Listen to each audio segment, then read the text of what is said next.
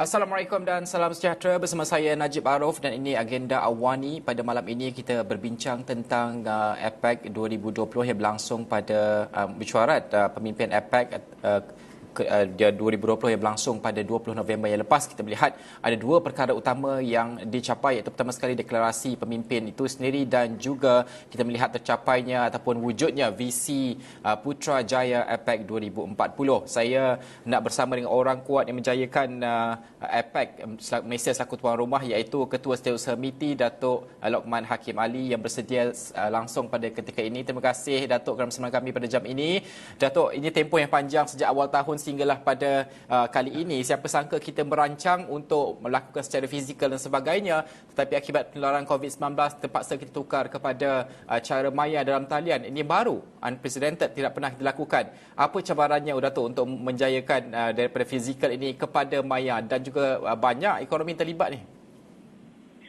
Assalamualaikum warahmatullahi wabarakatuh. Terima kasih Cik Najib dan terima kasih bagi pihak MITI kerana menjemput saya di kerancangan pada hari ini.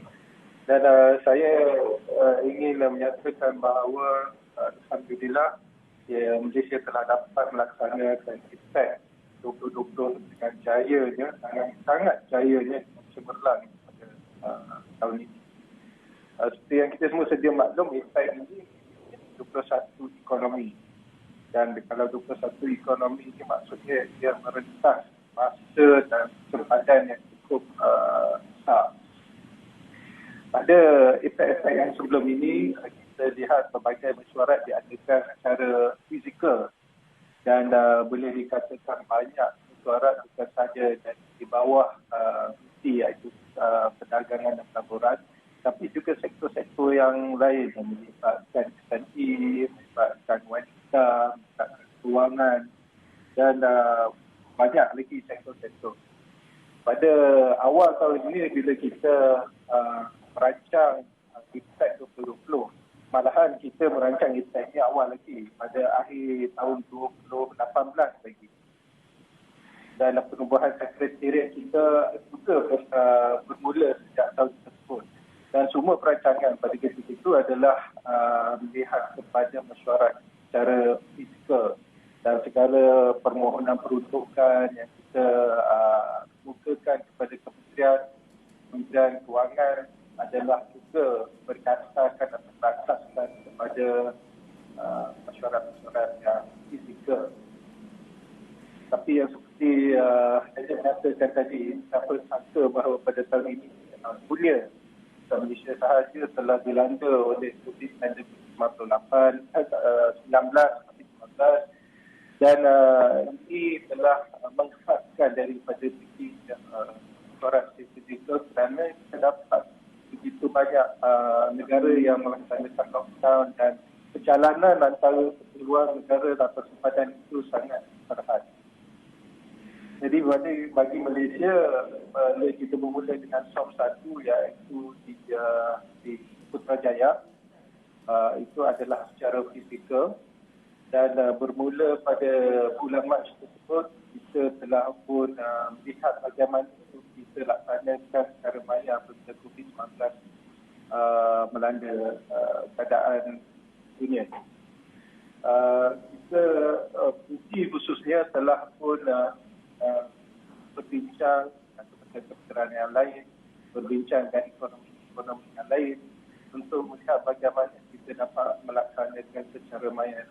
Katakan tidak ada pernah presiden, sama ada presiden daripada segi pengalaman ataupun presiden daripada penelitian akademik yang menyatakan bagaimana untuk melaksanakan sesuatu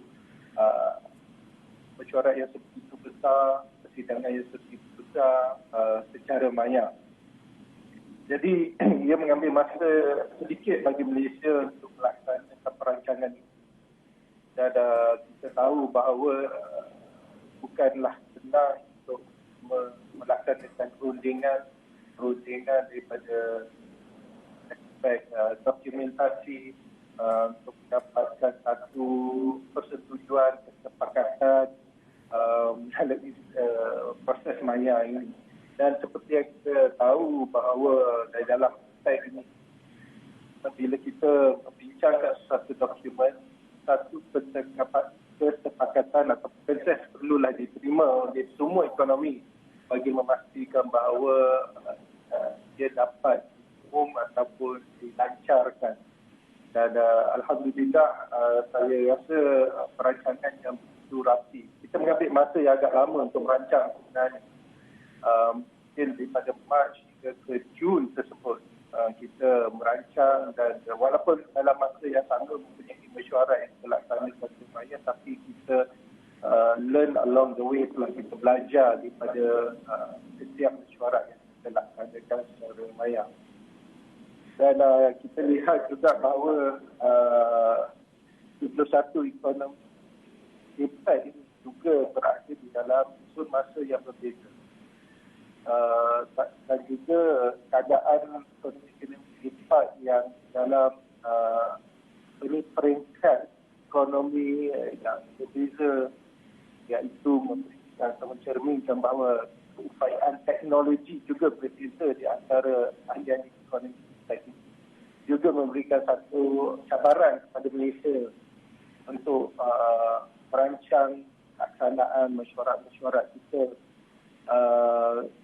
daripada mesyuarat SOM, daripada mesyuarat menteri dan mesyuarat leaders atau pemimpin tersebut. Jadi ini kita lihatkan bahawa satu daripada masa yang perlu kita adakan mesyuarat tersebut, sama ada di waktu pagi atau di waktu petang, seterusnya mendekati 3 sepadan masa. Dua, kita menghadkan waktu mesyuarat walaupun beri waktu di peringkat mesyuarat pegawai kanan itu mengambil masa yang lebih lama. Tapi di mesyuarat peringkat dan juga pemimpin-pemimpin tersebut tidak bolehlah terlalu lama dan seperti pertimbangan keadaan dia ataupun presiden berada di yang lain. Saya juga ingin menekankan bahawa dalam mesyuarat secara maya ini kita juga mengambil juga pertimbangan bahawa terdapat peraturan keselamatan cyber yang berlainan akibat daripada jurang perbezaan keupayaan teknologi antara ekonomi. Walau bagaimanapun perlu saya tekankan Malaysia menjadi pelopor kepada mesyuarat secara maya di dalam proses ini. Kerana kita juga telah menjadi satu penggubal spesifikasi dan garis panduan teknikal penganjuran mesyuarat impact dalam format digital. Jadi itu satu kebanggaan yang mana dalam perancangan tersebut kita melihat semua perkara yang perlu kita tepati daripada spesifikasi dan kita hasilkan garis panduan teknikal penganjuran yang kita kongsikan bersama dengan ekonomi yang lain. Saya agak yakin bahawa bangsa ekonomi New Zealand pada tahun depan akan mendapat manfaat daripada apa yang telah kita rancang dan laksanakan pada tahun ini. Dan itu merupakan bagi saya satu pencapaian yang baik oleh pegawai yang ditangan di Kementerian yang bertumus memastikan supaya semua perjalanan mesyuarat di berbagai peringkat, khususnya peringkat pemimpin itu adalah yang terbaik, berjalan dengan lancar, baik. Saya ingat bahawa persediaan khususnya persidangan pemimpin Menteri Kanan Menteri menyatakan bahawa the last mile is important. Dan the last mile sometimes is how we actually deliver anything technically, successfully, dan itu satu cabaran yang besar sebab dia lagi tahulah berkaitan dengan teknologi ini kadang-kadang berbagai masalah dan cabaran yang timbul semasa mesyuarat berkenaan. Dato', untuk kita melihat kepada bukan sahaja itu perancangannya tetapi juga dari segi pengisian mesyuarat APEC ini juga berubah kerana sebelum ini mungkin kita tertumpu kepada perdagangan dan sebagainya, tapi apabila berlaku penularan COVID-19 ini, agenda dan juga perkara mesyuarat itu saya difahamkan juga perlu ditukar mengikut kepada kesesuaian dan juga kehendak semasa itu berkaitan dengan COVID-19. Bagaimana ini dilakukan perancangannya, Dato'? Betul. Semasa Malaysia mengumumkan bahawa kita akan melaksanakan tema mengoptimumkan potensi insan ke arah masa depan kemakmuran bersama dan menerapkan konsep shared prosperity atau kemakmuran bersama sebagai asas untuk kita bentuk agenda Impact 2020 di bawah 3 bidang utama, iaitu menambah baik naratif perdagangan dan pelaburan, penyertaan ekonomi yang inklusif melalui ekonomi digital dan teknologi, dan memacu kelestarian inovatif. Jadi ini adalah yang pertama sekali. Tapi apabila kita berhadapan dengan COVID-19, kita tidak menukar sepenuhnya, tapi kita lihat bagaimana kita komplement dengan keadaan COVID-19. Saya nak bagi contoh. Bila kita katakan salah satu daripada bidang utama kita menambah baik naratif perdagangan dan pelaburan, bila adanya COVID-19 tersebut, ekonomi menyatakan bahawa kita perlu melihat agenda yang mana ada isu kita boleh tidak memberhentikan perdagangan dan pelaburan untuk memenuhi kehendak sesuatu negara itu ataupun protectionism. Seperti kita tahu bahawa apabila COVID-19 ini berlaku, banyak daripada negara-negara yang melihat kepada perkembangan domestik masing-masing lah dari segi ekonomi dan juga kemakmuran syarikat-syarikat tempatan. Jadi kita olah sedikit naratif berkenaan dengan perdagangan pelaburan, dan kita menyatakan bahawa kita akan terus menggalakkan agenda perdagangan dan pelaburan, keterbukaan daripada segi ekonomi tersebut, supaya syarikat-syarikat dan juga pelaburan-pelaburan di dalam negara masing-masing akan dapat diteruskan. Ini khususnya berkenaan dengan barangan-barangan yang essential ataupun yang penting. Di Malaysia misalnya, sebagai satu negara perdagangan yang bergantung kepada perdagangan, COVID-19 ini telah memberi satu pengalaman bahawa kita mempunyai pelabur-pelabur yang besar, multinational companies, yang mana mereka mempunyai supply chain yang begitu ramai di dalam negara. Jadi sekiranya kita hanya memberhentikan ataupun tidak ataupun menghadkan hanya untuk pasaran di dalam negara, maka kita akan juga menghadkan juga economic opportunities di dalam impact tersebut, kerana supply chain yang memberikan commercial opportunity juga mengimport barangan mereka daripada negara-negara impact yang lain. Jadi dalam kita lihat kepada bagaimana naratif itu boleh dikaitkan dengan impak COVID-19. Yang keduanya mengenai dengan penyertaan ekonomi inklusif melalui ekonomi digital dan teknologi. Ini adalah bidang keutamaan kedua di bawah tema Malaysia. Ini sangatlah relevan semasa kita melalui pandemik COVID-19. Malahan asas inovasi dan digitalisasi ini diterapkan di dalam impact itu sendiri, mesyuarat impact itu sendiri yang kita laksanakan secara maya. Dan kita juga menerapkan bahawa businesses dan juga rakyat di dalam impact ini boleh connect ataupun there be interconnection of the economy through the enabling of this technology.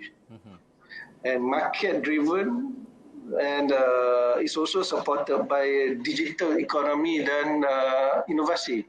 Dan ini sangatlah bertepatan dengan apa yang Malaysia tekankan berkaitan dengan penyertaan ekonomi melalui ekonomi digital dan teknologi. Jadi kita lihat bahawa walaupun ada sedikit perubahan ataupun shifting of this agenda, tapi ia tidaklah begitu orang kata signifikan daripada apa yang tema Malaysia berkenaan dengan kemakmuran bersama.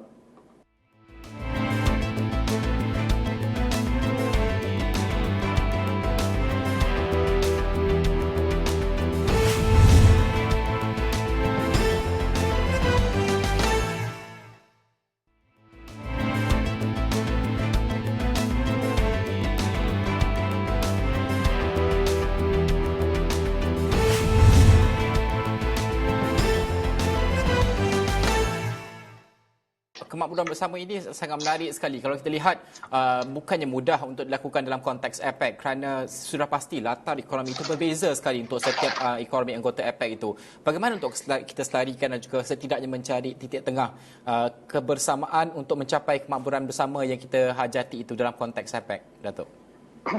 Betul, itu satu cabaran dan saya rasa inilah antara sebab kenapa 2 tahun yang lepas APEC tidak mendapat satu deklarasi pemimpin kerana kesepakatan dan juga konsensus yang diperlukan daripada APEC. Setiap ahli tersebut merupakan kita boleh lihatkan satu cabaran, tapi kita boleh lihatkan dia sebagai suatu kekuatan. Dan di sinilah bagi saya Malaysia telah mainkan satu peranan yang penting, yang mana saya nyatakan tadi daripada awal bahawa kita merancang begitu lama dan terperinci untuk bagaimana kita memastikan bahawa semua ekonomi APEC ini dapat mencapai satu konsensus dan kesepakatan di dalam melahirkan deklarasi pemimpin yang boleh dipersetujui, yang boleh diterima oleh semua. Kalau saya nyatakan satu isu yang berlakulah agak signifikan adalah perbezaan di antara dua negara besar di dalam APEC, dan itu merupakan satu pengalaman bagi Malaysia yang agak mencabar untuk mendapatkan satu kesepakatan di antara dua negara yang besar ini di dalam deklarasi maupun visi APEC Putrajaya 2040 yang telah kita lahirkan semasa persidangan APEC, pemimpin APEC yang lepas. Ya. Antara yang perkara-perkara yang menjadi satu orang kata cabaran untuk kita mendapatkan satu kesepakatan adalah untuk mendapatkan semangat ataupun semangat daripada statement-statement yang kita draft ataupun yang kita sediakan di bawah trade dan investment. Contohnya, bila kita nyatakan bahawa we want to deliver free, open, non-discriminatory, predictable trade and investment environment di dalam APEC. Ada negara yang ingin menambah bahawa bukan saja free and open, tapi ia perlu also fair trade and investment environment. Jadi separuh negara mungkin menyatakan bahawa tidak perlu ada fair, tapi perlu ada free and open adalah key atau kunci utama bagi persekitaran pelaburan dan perdagangan yang sesuai dan kondusif. Maka beginilah perbincangan yang berterusan yang ada di dalam APEC untuk dapatkan kesepakatan tersebut. Yeah. Satu daripada isu lagi yang menjadi perbincangan yang agak luas dan juga panjang adalah berkenaan dengan sustainability dengan inclusive growth misalnya. Yang mana kita ada manfaat APEC ini kepada mikro SME, kumpulan-kumpulan yang tertentu, wanita, underprivileged groups, dan ini merupakan satu perbincangan yang agak panjang. Kerana bagi sebuah negara maju dan besar, ia adalah sangat penting, merupakan satu economic interest bagi mereka. Dan bagi negara-negara kecil pula, ia memerlukan masa, memerlukan orang kata capacity building yang lebih panjang bagi menjayakan agenda-agenda seperti ini, khususnya sustainability and inclusive growth. Tapi beginilah di bawah APEC, di mana Malaysia pada tahun 2020 telah dapat merapatkan mana-mana jurang perbezaan, malah menerima kesepakatan di antara semua ekonomi APEC untuk bersetuju dalam menerima segala perbincangan yang kita adakan bagi deklarasi-deklarasi dan juga visi yang kita telah lancarkan. Ya. Datuk, terakhir sekali mungkin, memang yang Datuk sentuhkan tentang perdagangan bebas dan juga adil itu mahu dibawa dan juga dipersetujui oleh ekonomi APEC sendiri. Tetapi Malaysia juga membawa aspirasi untuk melihat kekayaan dan juga kemakmuran sesuai ekonomi itu perlulah melangkaui KDNK ataupun GDP. Apakah kefahaman ataupun bagaimana rakyat perlu faham perkara ini? Bagi saya, kemakmuran bersama ini adalah berinspirasikan untuk kita dalam konteks APEC ada merakyatkan APEC. Maksudnya kita sentiasa mendorong perbincangan yang bukan berkisar kepada agenda biasa perdagangan, pelaburan atau ekonomi, tapi juga kita perlu memberi tumpuan kepada manfaat yang dapat dirasai di segi aspek sosioekonomi dan di pelbagai lapisan masyarakat. Dan ini perlulah diterjemahkan kepada satu format yang mudah difahami oleh rakyat. Kalau saya nak nyatakan di sini, contohnya daripada segi pandangan APEC bagaimana kemakmuran bersama ini perlu diterjemahkan adalah susulan daripada kedudukan ekonomi yang berbeza ataupun pembangunan yang berbeza antara ahli-ahli APEC itu, perlulah kita lihat dan kita beri tumpuan untuk kita jarakkan jurangnya. Maksudnya kerjasama daripada segi ekonomi dan teknikal perlulah dirancangkan dan kita lihat kepada aktiviti-aktiviti yang dapat kita laksanakan, yang dapat dirasai oleh pelbagai rakyat, bukannya sesuatu golongan saja. Dalam kes ini, khususnya kalau di Malaysia ni, kalau pembangunan daripada segi ekonomi perlulah dirasai di peringkat mikro, di peringkat SME dan di peringkat NGO dan pelbagai lagi golongan yang beri sumbangan lah kepada negara dalam aspek yang berbeza.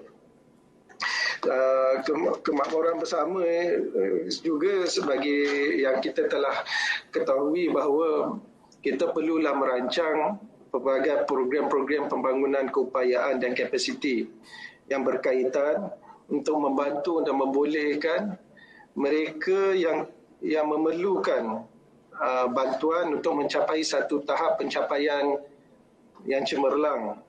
Kalau macam mikro tu, kita laksanakan program-program pembangunan keupayaan, perniagaan, inovasi dan digital agar mereka dapat ditingkatkan ke peringkat SME pula. Dan bagi SME pula, kita laksanakan pemberian keupayaan berkenaan dengan model perniagaan contohnya yang lebih agresif dan lebih robust, mempunyai struktur urus takbir yang baik, urus corporate yang baik supaya mereka meningkat menjadi mid-tier company pula. Kalau dah bagi mid-tier, bagaimana kita boleh membantu untuk mereka meningkat menjadi MNCs. Dan apabila rantaian ini dapat dilaksanakan dengan jayanya, pelbagai lagi manfaat yang dapat dirasai di peringkat sosioekonomi. Contohnya pekerjaan yang dijana oleh pelbagai institusi ini akan memberi impak yang besar kepada masyarakat dan juga kepada ekonomi negara. Bukan itu sahaja, dengan adanya peningkatan daripada pembangunan ekonomi ini juga, ia menghasilkan ekonomi efek yang lebih besar. Contohnya seperti yang saya nyatakan pada awal tadi, sekiranya kita mempunyai satu pelabur yang besar datang ke Malaysia atau multinational companies yang ada di Malaysia juga, mereka dapat menghasilkan lebih daripada 200-300 supply chain di sekeliling mereka yang memberi perkhidmatan kepada mereka. Dan supply chain ini pula akan melantik perkhidmatan-perkhidmatan yang lain seperti logistik, services. Ini juga membantu kepada makcik-makcik yang menjual kuih, makcik-makcik yang membuka restoran-restoran dan kedai-kedai kecil-kecilan. Jadi ini yang kita katakan shared prosperity bersama bagi di kalangan ahli-ahli APEC itu sendiri. Ya. Itu kepentingannya prosperity ini untuk difahami, dan sudah pasti setiap perancangan kita lakukan ada cabarannya, namun itu bukanlah halangannya untuk kita terus menguatkan kerjasama dalam konteks APEC ini bersama dengan anggota-anggota ekonomi APEC sendiri. Terima kasih Datuk Lokman Hakim Ali, Ketua Setiausaha Kementerian Perdagangan Antarabangsa Industri, membincangkan tentang APEC Malaysia tahun ini tuan rumah amat signifikan sekali seperti yang diterangkan oleh Datuk Lokman sendiri. Kita set the bar dan juga kita melihat kepada seperti melakukannya secara maya dan sebagainya sebelum kita pass baton ini kepada New Zealand untuk kita melihat cabaran bergerak ke hadapan dan tercapainya deklarasi pemimpin pada kali ini, dan juga Matlamat Bogor itu digantikan dengan visi Putrajaya APEC 2040. Terima kasih Datuk bersama kami pada jam ini. Boleh tak saya sedikit saja nak ucapkan terima kasih kepada semua, khususnya kepada pemimpin kita Yang Berhormat Tan Sri Muhyiddin Yassin yang telah memimpin mesyuarat ekonomi APEC, pemimpin tempoh hari yang mana dihadiri oleh hampir semua pemimpin-pemimpin besar, antara mereka presiden daripada negara China, Perdana Menteri daripada New Zealand, daripada Kanada, daripada presiden daripada Rusia, malah presiden Amerika Syarikat Donald Trump juga hadir pada mesyuarat tersebut. Dan ini menunjukkan bahawa Malaysia mampu untuk mendahului dan juga menerajui kerjasama ekonomi APEC ini. Malahan bukan itu saja, peringkat antarabangsa untuk menjayakan agenda-agenda yang penting, khususnya di bawah perdagangan dan pelaburan. Okey, Datuk, terima kasih atas perkongsian berkenaan. Itu sahaja masa yang kita ada. Datuk Lokman Hakim Ali, Ketua Setiausaha MITI. Sekian sahaja agenda untuk malam ini. Saya Najib Arif. Assalamualaikum dan salam hormat.